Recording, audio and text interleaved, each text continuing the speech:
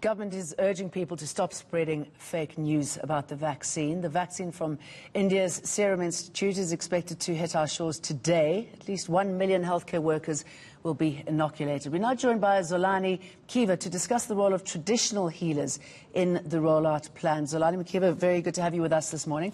How will traditional leaders be dealing with the vaccine? What sort of message should they be telling? Well, I think the first thing that we need to do is to salute the government with the speed with which they have been able to procure and secure these vaccines. And then we agree that indeed the frontline workers have to be prioritized. And we just have to make sure that we assist, because we are responsible for governance of the rural communities.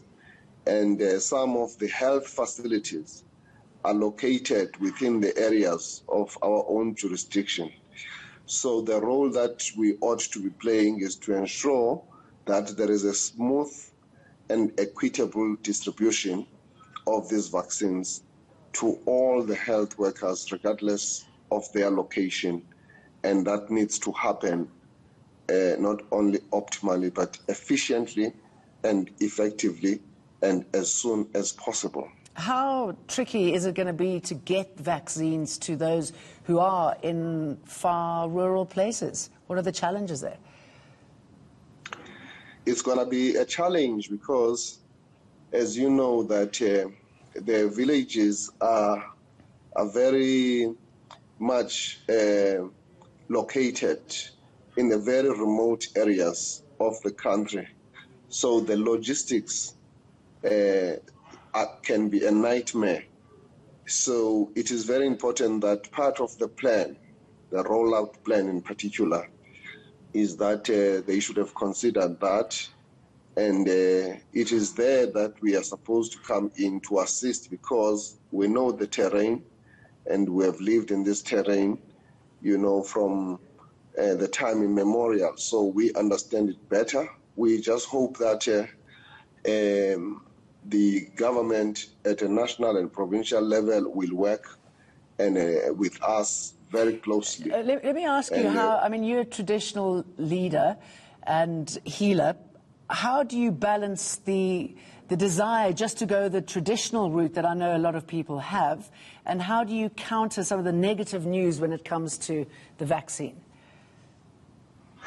Well, we have always appealed for a balanced approach, which begins to take into account the traditional health practitioners when we deal with issues of this nature, so that we don't solely rely on the Western approaches and Western medicine.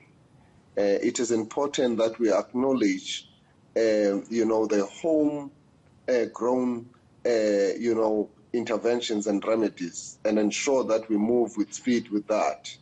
Because it might so happen that we can produce a quick turnaround when it comes to this. And of course, I must say that there are perceptions about these vaccines, given the fact that a number of pronouncements have been made, not only in 2020, but some years back, that vaccines will be developed in order to destroy particularly Africans, because there are those who sit elsewhere in the world who think that Africans are useless.